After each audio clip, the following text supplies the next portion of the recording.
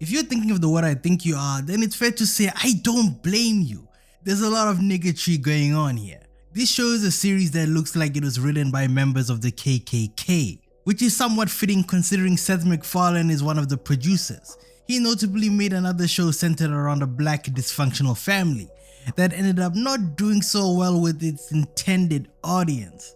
Talk about foreshadowing. Why he wanted to make another attempt at making a show made for this target demographic is beyond me. What makes this animated show really disappointing is the fact that some big names who co-signed it are a bunch of Kool-Aid drinkers and fried chicken munchers, and I can say that because I'm just like them. That's besides the point. This show is bad, like dog dookie bad. This show is the equivalent to sitting on the porcelain throne after eating some spicy tacos. Like you can just feel the turd making its way down your anus as you're clutching your fists because your ass is on fire like the 4th of July and you're just sitting there completely naked wondering how it all came to this. Let me explain. The Big Dipper. Good Times is a failed attempt at making money off of nostalgia. Much like Velma, this is a reimagined universe, and just like Velma, it's an awful one to say the least. Sitcoms should not be turned into animated series and vice versa. When will Hollywood learn? Clearly never. I'm not going to pretend like I was born when this show came out. I'm 23 right now, so my peak regarding TV shows happens to be anything reminiscent to the golden era of Disney. Hannah Montana, Good Luck Charlie, Wizards of Waverly Place, the real good stuff. The shows that made you forget about doing your homework and then you end up getting scolded by your teacher the very next day only for it to make you stand on the desk for the rest of the duration of the class, but that's a story for another time. But I did watch some clips and episodes of the show online. It was pretty alright, and this show does it no justice. The plot is kinda all over the place, which is fine if it's what I like to call coordinated chaos. For example, the later seasons of Futurama or the early seasons of The Simpsons. Like the plot wasn't actually really going anywhere, but every episode was somewhat interesting. As in the plot would be so bizarre you just can't help but see it all the way through to the end. Think of regular show in its prime. Whether it be because of the overarching narrative or the nonsensical storyline the writers cooked up for the week. You'd just be sitting there in awe wondering, how the fuck did anyone come up with this? This show reminds me of Black Dynamite. It's trying to be Black Dynamite. Those that get it, get it.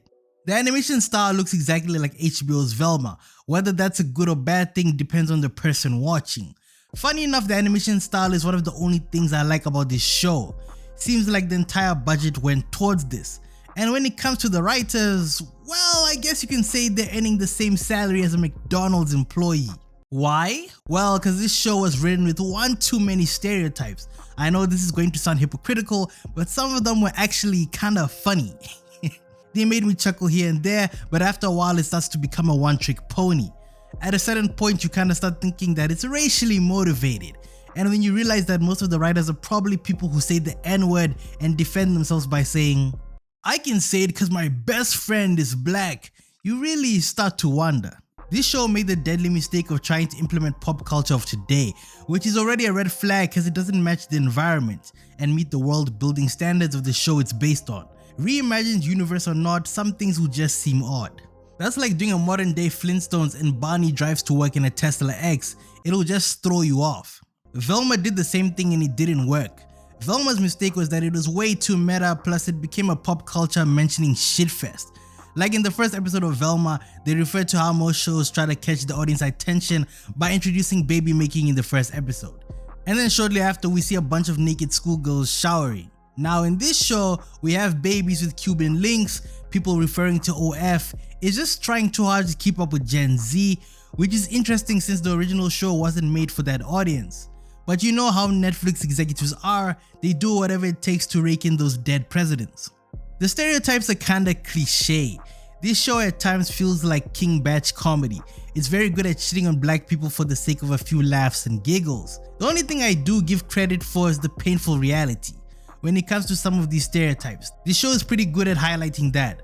For instance, we have vulgar black babies that talk and behave like rappers from the trenches. This is obviously social commentary about the state of the black community. It's shrouded in violence and gangsterism. You can take it a step further and say it's a discussion about how black homes are broken for the most part and their kids end up getting into hoodlum activity from a young age. Or maybe Seth MacFarlane just thinks black kids are a bunch of hooligans.